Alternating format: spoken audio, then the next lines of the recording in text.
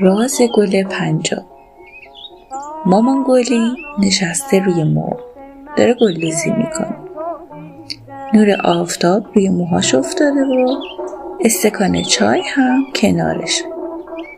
با لحن آروم و با مزه میگه هر وقت قهر میکنم با دلیار، یک گل روی این پارچه میدوزم.